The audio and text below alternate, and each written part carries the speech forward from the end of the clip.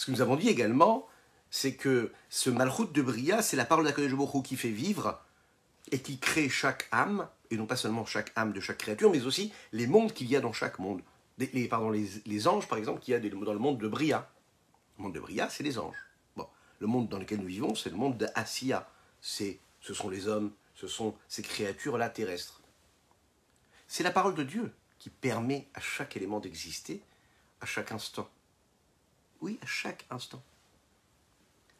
Ce qui est très intéressant aussi de voir, c'est que le Rabbi Shlomo Zalman, ici, met l'accent sur cette parole qui fait vivre ce monde-là dans lequel nous vivons jusqu'à ce que nous avons appelé hier la dernière base, qui est la base de l'eau. Oui, on sait que le monde est constitué de l'eau, du feu, du souffle et de la terre, la poussière de la terre. Cette dernière base, ainsi que l'eau qui est sous la terre. Maintenant, cette vitalité qu'il y a dans toutes les autres nations, cette vitalité qui peut se trouver, par exemple, dans une terre qui ne serait pas la terre sainte, qui ne serait pas la terre d'Eretz Israël, est-ce que c'est une vitalité aussi qui est présente, qui est là? Et comment est-ce qu'elle est, cette vitalité-là? Cette présence divine, comment est-ce qu'elle se traduit? Comment est-ce qu'elle apparaît? Cette parole de Dieu qui fait vivre et qui crée chaque chose à chaque instant est appelée la Shrina. C'est le dévoilement du Saint béni soit-il. Mais comment cela se passe? Le Rabbi Shlomo Zalman va répondre à cette question-là. Il va nous dire comment est-ce que ces créatures-là peuvent exister alors quand elles sont en fonction, quand elles existent, elles sont à l'inverse même de la volonté de Dieu. Elles ne se comportent pas a priori comme Dieu nous le demande. Alors qu'est-ce qui se passe? Comment elles peuvent vivre? D'où elles reçoivent cette vitalité-là? Et est-ce que cette vitalité-là, elle est nécessaire ou pas? Alors, je vous rappelle que nous étudions ce matin Leilou Nishmat, notre cher monsieur Felous, qui nous a quittés il y a quelques jours, et Bezrat Hashem, que ce soit donc une source de bénédiction, ces mots de Torah, pour l'élévation de son âme. Et une bonne, et des forces, voilà, des forces pour ses enfants, afin qu'ils puissent avoir les forces de vivre cette épreuve avec la plus belle des consolations que Dieu peut leur apporter. Donc toutes ces nations-là, par exemple ici, on fait référence aux nations qui sont pas en Eretz Israël, ce que nous appelons Chutz Laaretz, les nations du monde. Le Rabbi Shlomo Zalman le dit ici dans les mots.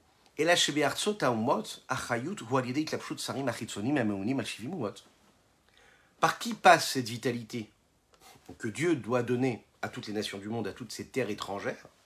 Elle passe par justement les représentants de toutes ces nations-là. C'est la raison pour laquelle nous devons respecter les représentants des nations en général, ceux qui ont le pouvoir. Parce qu'ils sont ce revêtement, ils sont ce véhicule de transmission de vitalité de Dieu divine pour les terres dans lesquelles ils se trouvent.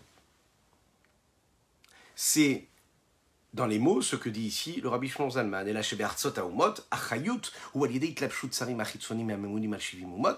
C'est-à-dire ces chefs-là, qui sont là, en fait, en réalité, des représentants superficiels et extérieurs, profanes, de cette force divine, qui sont nommés sur les 70 nations. Ce que nous appelons ces 70 nations, ce sont les 70 nations essentielles et desquelles découlent et dérivent toutes les nations du monde en réalité. Dehainu, c'est-à-dire Shiored Nitzotz Midvar Hashem Anikra Beshem Malchut Asiya. Il vient descendre, s'habille en eux, l'étincelle de la parole de Dieu, entre guillemets, qui elle est appelée Malchut, la dernière séphira, du monde d'Asiya, qui est ce monde d'action dans lequel nous vivons. De la parole d'Hachem, il y a seulement une étincelle qui va venir se poser pour leur donner une vitalité. Umeir al-Sarim, et cette étincelle-là va se poser sur les anges d'en haut, chez le Maala, Mibrinat Makif Mil Maala, ils vont englober, ils seront à l'extérieur, mais ils vont quand même donner une forme d'énergie d'en haut. Mais cette étincelle ne s'habille pas réellement en eux. Et là, mais va venir une vitalité qui vient de ce rayonnement, qui vient du rayonnement lui-même, donc c'est un reflet d'un reflet, si on veut, qui va leur permettre d'exister, d'avoir ce qu'ils ont besoin d'avoir, c'est-à-dire une forme de vitalité, parce que c'est nécessaire. Et à ce moment-là, et de ces anges-là, célestes, Nishpach Hayut Laomot, va venir cette vitalité être une influence pour toutes les nations, mais pas seulement, mais également pour tout ce qu'il y aura de négatif, entre guillemets, ou d'impur sur cette terre-là dans laquelle nous vivons, dans ce monde-là dans lequel nous vivons.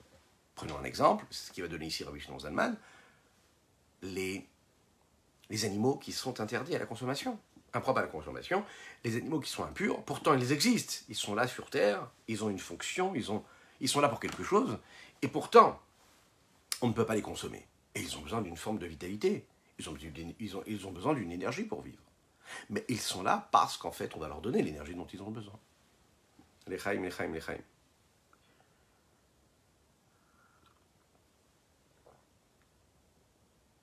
Tous ces animaux, par exemple, ces oiseaux, ces animaux, que ce soit des animaux sauvages ou domestiques, qui se trouvent à l'extérieur d'Eretz Israël, au début, il faut savoir que cette influence de vitalité se pose sur les nations en tant que telles, c'est-à-dire sur l'espèce humaine.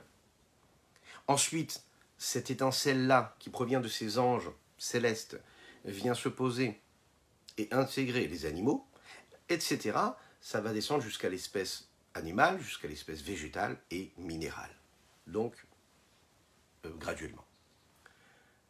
Jusqu'à se poser la Haaretz Agashmit sur cette terre, la matérielle dans laquelle nous vivons, Vela Shamayim Agashmim Shem Agalgalim, jusqu'à ces ciels-là physiques que nous connaissons, matériels, et toutes ces planètes.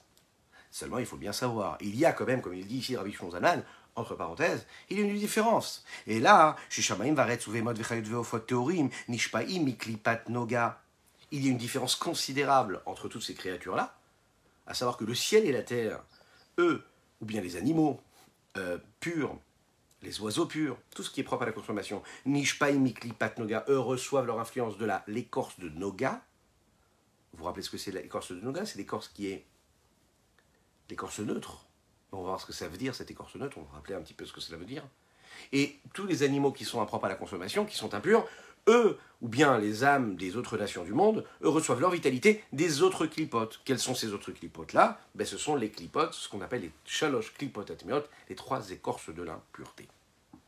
On va faire un petit rappel sur ces trois écorces-là et la klipat noga. On sait qu'il y a une différence entre les deux. La klipat noga, c'est tout ce qui est neutre. C'est-à-dire qu'on reçoit une énergie neutre et on peut en faire ce qu'on veut. On peut l'élever, on peut la sanctifier, cette énergie, ou bien on peut la faire tomber dans ce que nous appelons les écorces de l'impureté, sitra, rara, l'autre côté, à savoir tout ce qui est l'inverse de la sainteté. On se lève le matin, on a une énergie, on a la possibilité de faire plein de choses, Baruch Hashem, grâce à Dieu, avec tout ce que Dieu nous donne comme énergie. Et qu'est-ce qu'on va en faire de cette énergie-là? Qu'est-ce qu'on va en faire? Est-ce qu'on va l'utiliser à bon escient?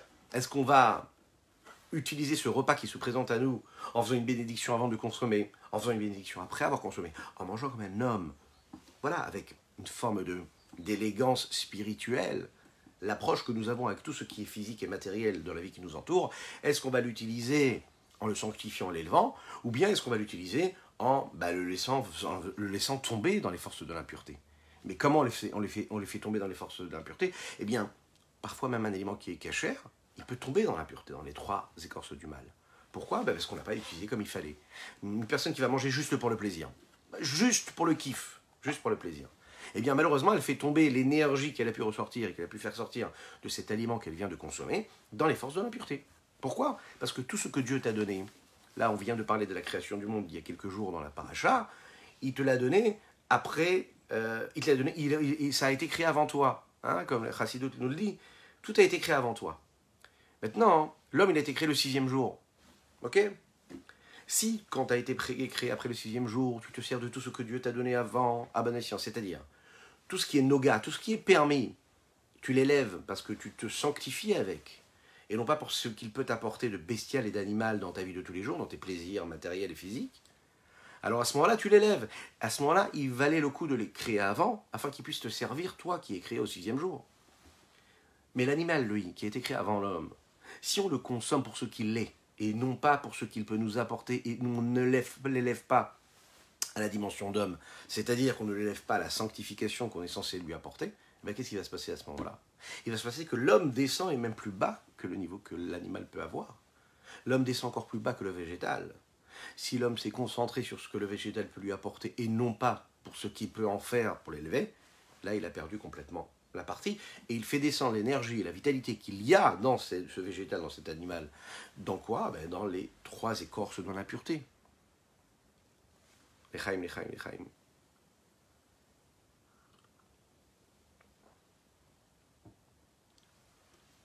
Le côté de la sainteté a été créé face au côté de l'impureté. Les deux sont là. La sainteté d'un côté et l'autre côté, la sitra achara. Chaque élément avec lequel on a un contact, on a la possibilité de l'amener d'un côté ou de l'amener de l'autre. Dieu donne aussi de la vitalité à ce qui est négatif, parce qu'il faut que ce soit là. Mais attention, qu'est-ce qu'on en fait? Et de quelle manière on le fait?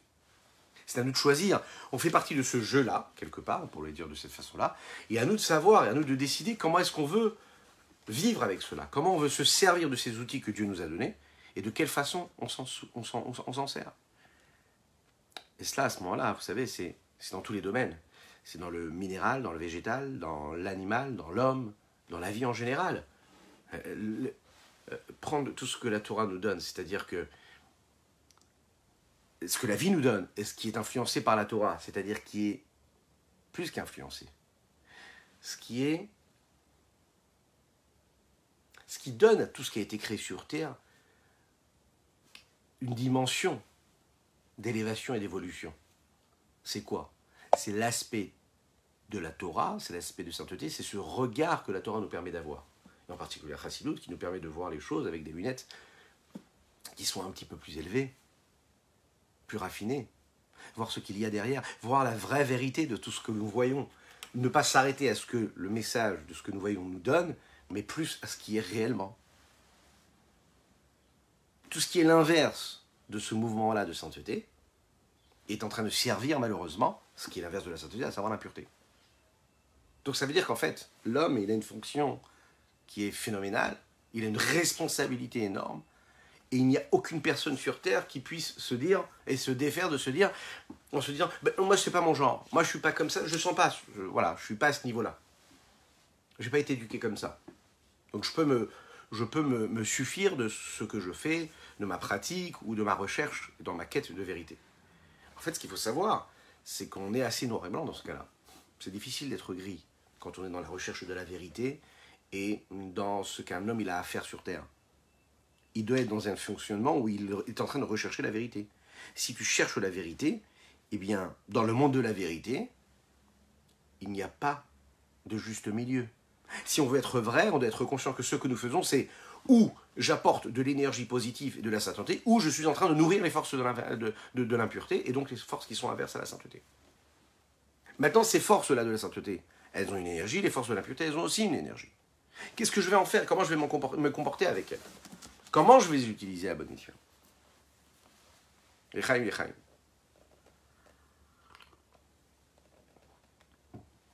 Maintenant, toutes ces forces-là, qui sont données, qui sont donc le reflet du reflet de ce qui peut être donné par cette énergie, cette lumière divine.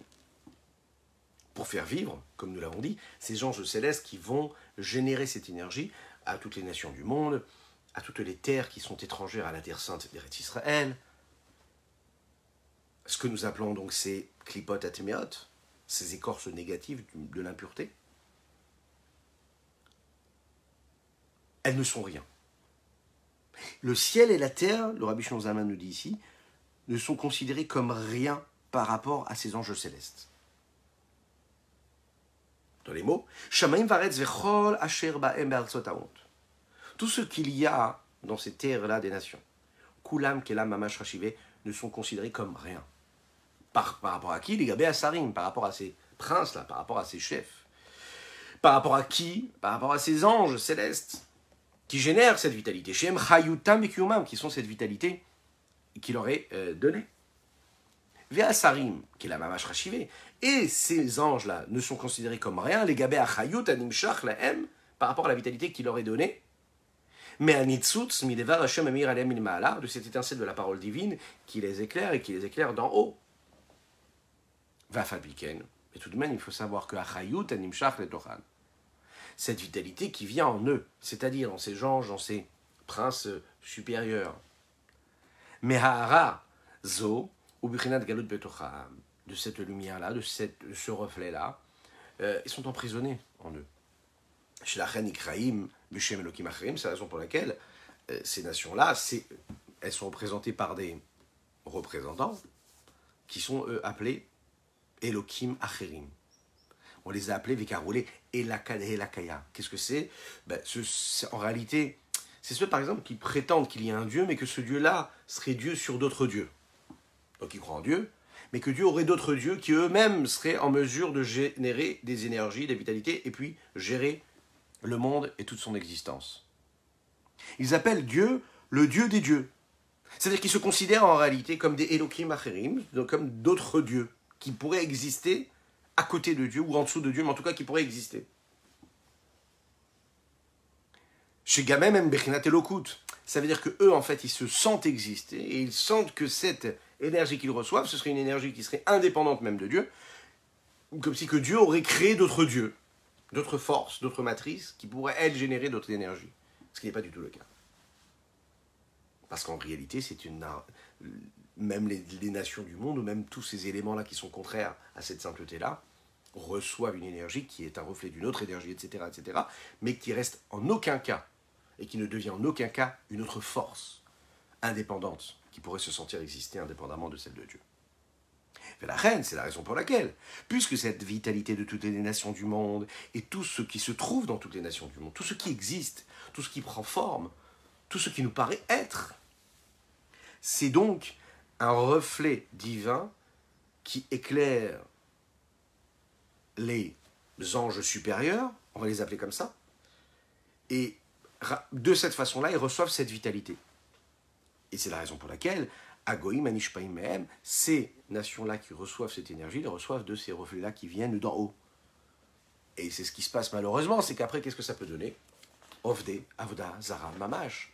Ça peut faire que cette énergie-là peut se transformer jusqu'à devenir même contraire au reflet de lumière desquels ils ont reçu cette énergie-là, puisque ça peut donner des profanateurs complètement de l'unicité même de Dieu, puisque ça va donner ce qu'on appelle ceux qui font Avoda Zara, qui servent un service étranger, c'est-à-dire faire tout ce qui n'est pas servir Dieu. Chaim.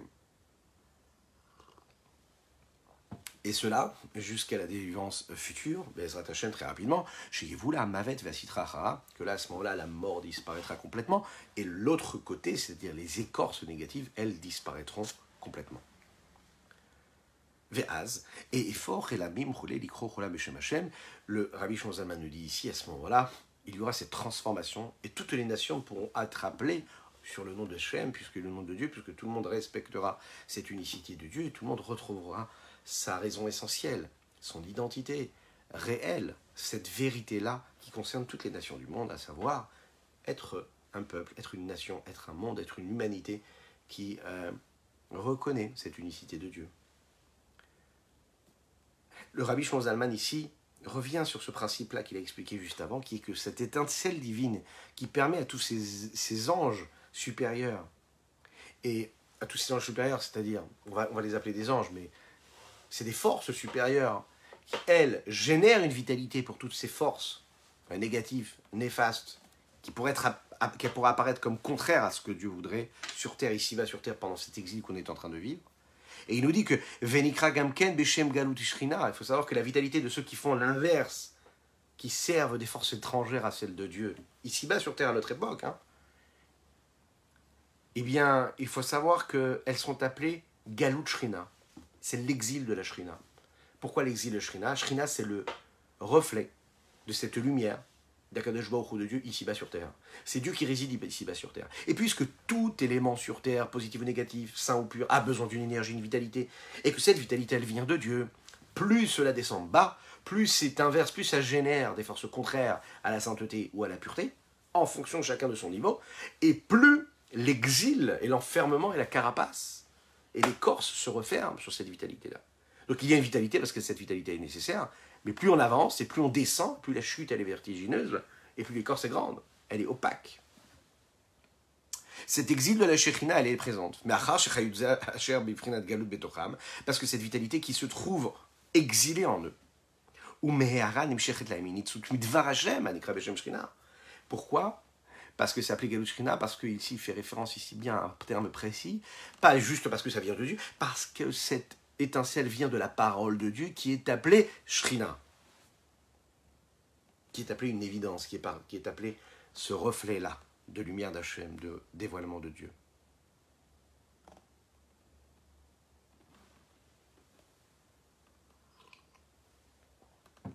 Il y a une question qui se réveille maintenant et qui se pose et qui se dit, mais s'il en est ainsi, que cette shrina-là referme cette vitalité-là, et que quand cette vitalité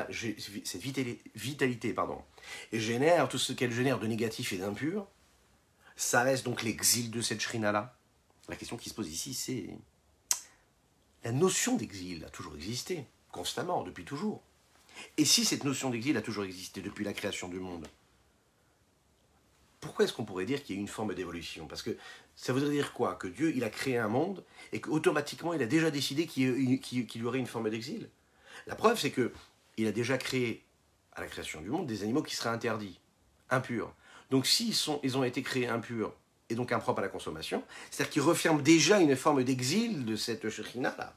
Dieu aurait donc créé, depuis la création du monde, des éléments qui seraient impurs, depuis toujours, et donc interdits. Et s'ils sont interdits, ça veut dire déjà exilés.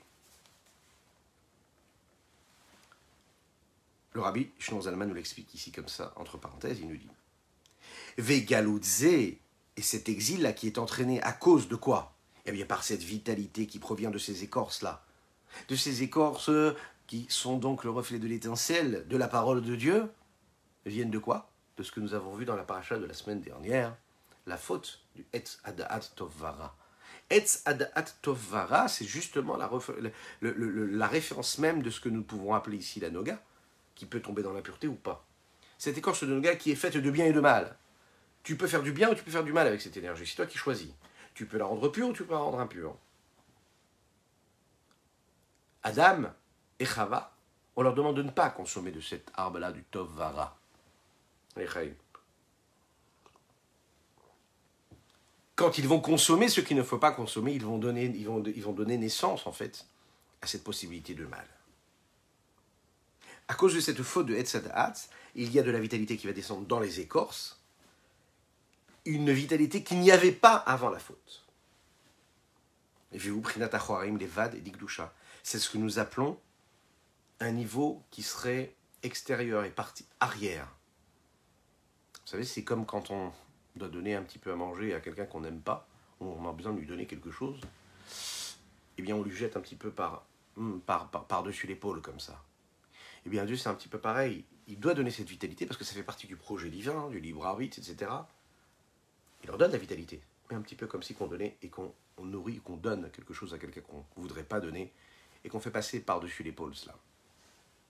C'est appelé Achoraim, la partie arrière de la Kedusha, de la sainteté. Cette étincelle-là qui est donnée, c'est seulement une partie arrière, superficielle, extérieure, inférieure de cette sainteté, de cette forme de divinité qui existe et qui perdure.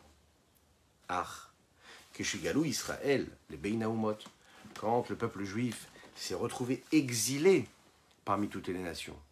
Va achizat Israël veshorsham ou bifrinat panim elyonim.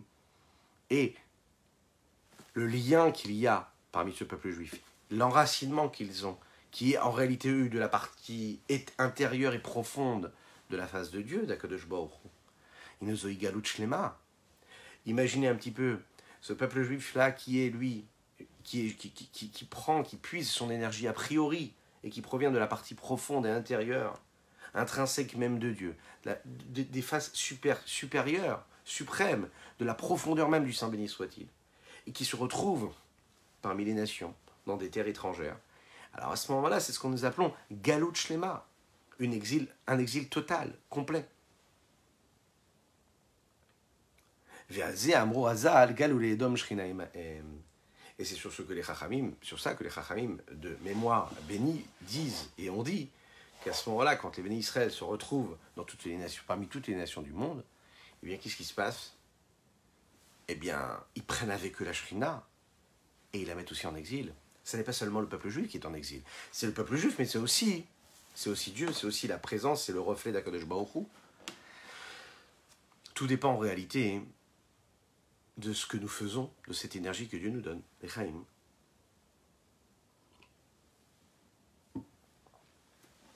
D'après vous, quel est notre but? Qu'est-ce que Dieu attend de nous? Est-ce qu'il attend? Est-ce que c'est un moyen ou est-ce que c'est un but en soi? Est-ce que ce qu'Akadosh Baruch Hu nous donne quand il nous donne le bien et le mal, c'est une aide pour notre pratique, pour notre rapprochement et notre connexion avec lui, ou pas? Alors tout dépend. Parfois un homme, il aime ce qu'il fait, et il va tout faire pour arriver là où il doit être, où il doit aller. Il se sent, par exemple, utile, il se sent nécessaire. Et par exemple, quand il va se lever tous les matins pour aller travailler, il reçoit en retour une satisfaction. Quelle est cette satisfaction? Satisfaction par rapport à la raison pour laquelle il s'est levé. Ça, c'est une chose. Parfois, l'homme, il est même capable de donner complètement de son temps, de son énergie, d'aller offrir complètement sa vie, même sans avoir besoin de gagner quoi que ce soit, pas d'argent. Parce qu'il a trouvé une raison à ce qu'il est en train de faire. Ça veut dire que ce que nous pouvons faire, l'effort que nous pouvons fournir dans notre existence, il peut être superficiel ou profond ou intérieur. Tu vas travailler dur pour gagner ta vie et gagner de l'argent, eh bien ta motivation elle est extérieure. Mais pourquoi? Tu travailles pourquoi? Ah, parce que tu as besoin de travailler pour pouvoir gagner, pour avoir possédé, pour pouvoir après consommer. Bon, ou te nourrir ta femme, tes enfants. Il y a celui qui va aller travailler, par exemple, et qui va, tout ce qu'il va faire, il va le faire sans avoir besoin de gagner quelque chose en contrepartie, de physique, de réel. Et là, ça va être un effort qui va être beaucoup plus profond, quelque chose d'intérieur. Parfois, un homme, il n'aime pas du tout ce qu'il fait. Ça peut arriver. Vous êtes peut-être en voiture, vous allez peut-être au travail, vous êtes déjà au travail peut-être, vous dites, j'aime pas du tout ce que je fais, je suis obligé de le faire. Oui, ça peut arriver. Et on a du mal à se lever, on a du mal à aller travailler, on a du mal là où on se trouve, on a du mal avec notre boss, on a du mal avec nos collègues. Il y a tout ça qui est présent dans notre existence. On aurait préféré faire autre chose. Mais le travail et la raison pour laquelle on va aller au bureau, on le fait parce que c'est un moyen qui nous permet d'arriver à notre fin. C'est le cas de le dire. Il y a aussi des situations qui sont un peu des deux. Entre les deux. On peut aimer l'endroit où nous travaillons et en même temps, notre but essentiel, ça reste que d'aller gagner notre vie. Et s'il n'y avait pas cette compensation financière à cet effort que nous faisons le matin, nous n'irions pas au travail. Pourquoi? Parce que bon, peut-être qu'on aime ce qu'on fait, mais on le fait parce qu'on a besoin de gagner notre vie. On va comprendre tout de suite, en dehors de cette métaphore, après cette métaphore-là, ce que ça veut dire le côté de la Gdusha ou le côté de la Sitra Achara, l'autre côté, le côté de la sainteté, et ce qui est l'inverse de la sainteté. Le point commun qu'il y a entre les deux, c'est qu'ils deviennent de Dieu. Ce qui est mal, ce qui est bon, ça vient d'Akadosh Baruch Hu, ça vient de Dieu. Ça n'existe pas. Quelque chose qui pourrait être inverse ou contraire ou indépendant d'Akadosh Baruch Hu, de Dieu lui-même. Et la différence, c'est est-ce qu'on est dans la face de Dieu, dans la profondeur de Dieu, ou est-ce qu'on est à l'extérieur de Dieu. Le côté de la Gdusha lui reçoit, par exemple, sa force, sa sainteté de la partie intérieure profonde de Dieu. Akadosh Baruch Hu veut quelque chose, et il nous donne un élément, il nous donne un événement, il nous donne une fonction, une recommandation, et quand on agit en conséquence, on est en train de se connecter à Dieu, et on se connecte à la volonté suprême, supérieure et profonde que Dieu a eue dans cet acte qu'il nous a demandé de commettre. On le voit très bien que quand on est en train d'agir, quand on fait telle ou telle mitzvah, eh bien on est en train de se connecter, de faire ce que Dieu voulait profondément à l'intérieur de sa volonté. De l'autre côté, ce que nous appelons la Sitra Achara, l'autre côté, elle va recevoir son énergie de la partie arrière, inférieure de Dieu. Il n'y a pas de rapport et de contact direct et de dévoilé entre Dieu et la force néfaste et l'autre côté, c'est-à-dire ce qui est l'inverse de la Gdusha. Parce qu'en présence de Dieu, bien sûr, il n'y a rien d'autre que Dieu positif, saint. Et donc la Sitra Achara, quand elle l'est et qu'elle reçoit quelque chose, elle le reçoit que de manière estompée et voilée complètement. la lumière divine qui descend, qui se cache de niveau en niveau, et qui va s'estomper quelque part à nos yeux ou aux yeux de la Sitra Achra elle-même, c'est-à-dire à cet outil-là qui va recevoir cette vitalité, puisque on l'imagine bien, Dieu, il n'y a pas de changement, il n'y a pas d'altération au niveau de Dieu. C'est au niveau de celui qui reçoit qu'il y a une différence. Il y a une forme d'adaptation qui va se faire pour recevoir cette lumière divine. Et cette lumière qui descend jusqu'au niveau où, en fait, cette chose-là peut exister de la force de Dieu, et en même temps, on a vraiment l'impression que la présence de Dieu est totalement cachée, c'est réel. Et c'est ce qu'on appelle en fait, en réalité, la galoute. La galoute, c'est une présence divine qui serait là, mais qui serait complètement enfermée, cachée, voilée. Un petit peu comme un homme qui se trouve en exil, et qui ne peut pas s'exprimer, qui ne peut pas exister. La lumière divine, elle permet à la force du mal, elle permet à tout ce qui est l'autre côté, c'est-à-dire l'inverse de la sainteté, d'exister, mais à aucun moment elle ne s'exprime, et à aucun moment cette vitalité de Dieu ne peut se dévoiler. Dans l'homme, dans notre âme à nous, dans notre vie à nous de tous les jours, ça se passe un petit peu de la même manière. La partie profonde d'un homme, c'est l'effet Shélokit, son âme divine. L'âme divine, elle pousse et elle repousse tout ce qui est négatif, et aussi elle nous encourage. Elle est là pour nous pousser à faire encore du bien, encore de la sainteté, encore une mitzvah, accomplir la volonté de Dieu, parce que c'est notre mission sur terre. Elle nous donne envie d'accomplir une mitzvah, d'étudier la Torah, elle nous pousse vers le bien. Et à ce moment-là, qu'est-ce qui se passe? On reçoit le dévoilement, on reçoit un rayonnement d'Akadosh Baruch Hu. Il nous inonde de sa bonté, de sa grâce, il nous inonde de sa miséricorde, il nous inonde de sa lumière, parce qu'on est vraiment en connexion directe avec sa volonté. Et donc, là, il n'est pas en exil, il est totalement libéré. De l'autre côté, il y a les forces négatives, la Sitra Achra. Et là, à ce moment-là, c'est quand malheureusement, l'âme divine, elle est mise de côté, et qui est-ce qui prend le pouvoir? L'âme animale. Et là, quand l'âme animale prend sa place, et elle est là, eh bien, qu'est-ce qui se passe? Eh bien, elle va nous pousser. Elle est là à nous pousser, elle nous dit, allez, vas-y, profite de la vie, profite de ce que les plaisirs du monde peuvent t'offrir. Elle nous pousse, que ce soit dans ce qui est permis ou ce qui est interdit. Comme nous l'avons dit, si ça va être permis, ça va être la klipat noga qui va être utilisée à mauvais escient. Et quand c'est interdit, alors à ce moment-là, on est vraiment déjà dans les trois écorces du mal. Et de cette façon-là, en réalité, on se détache, on se détourne de la face de Dieu. En fait, ce qu'il faut bien comprendre ici, c'est que la Sitra Achra, elle reçoit de Dieu, l'autre côté reçoit de Dieu. Et il y a ces deux côtés qui sont présents. Dieu, il est partout, puisqu'on sait que Melo Kol Haaretz Kevodo, Akadosh Baruch Hu, il remplit toute la terre. Il n'y a pas un seul endroit où il n'y aurait pas Dieu. Dieu est partout. À notre fonction, à nous. Nous, ce que nous avons à faire, c'est d'apporter un petit peu ce plus, de faire ce travail-là, de comprendre que même si nous vivons dans une terre étrangère, même si les nations du monde reçoivent une forme d'énergie, une forme de vitalité, on doit comprendre à nous qu'on doit en réalité garder cette particularité et se rappeler qu'on ne devons pas nous nourrir de cette vitalité-là qui est en exil, mais justement faire complètement l'inverse, utiliser une vitalité qui serait elle, saine, pure, et faire complètement l'inverse. Aller rechercher le potentiel infini qu'il y a en nous pour essayer de s'intéresser aux fruits et non pas à l'écorce.